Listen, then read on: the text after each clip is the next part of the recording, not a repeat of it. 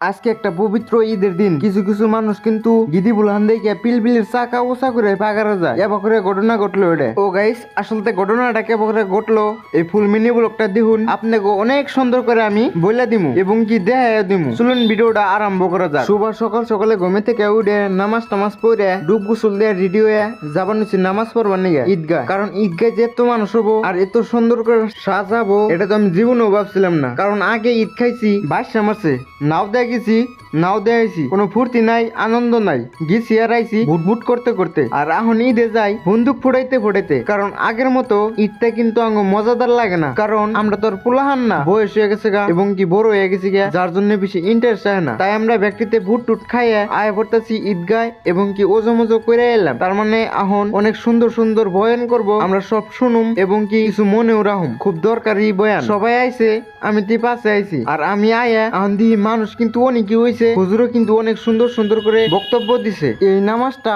এমন একটা নামাজ যেটা বছরে 2 বার আহে এবং কি রোজার ঈদ এবং কুরবানি এই 2টা ঈদের নামাজ পড়লে অনেক কিছু পান যায় এবং কি আল্লাহর কাছে দোয়াও কবুল হয়। হুজুররা অনেক সুন্দর করে বললো আর আমার অনেক সুন্দর করে মনে আছে। এই নামাজ পড়লে হবো না কিন্তু খালি শুক্রবার নামাজ পড় নাকবো এবং কি 5 ওয়াক্ত ধরে নামাজ পড় নাকবো। শেষে দোয়া কবুল হবো। তাই আমরা ব্যক্তিতে ফটো মোটো উড়ে অনেক সুন্দর করে পুষ টুস দিলাম, পাগলামি ফুর্তি আনন্দ নামাজ টামাজ পড়ে বাড়ি ফেলে যাবার নইছি। তো গাইস, আজকের ভিডিওটা এই পর্যন্তই। সবাই ভালো থাকুন, সুস্থ থাকুন, আল্লাহ হাফেজ।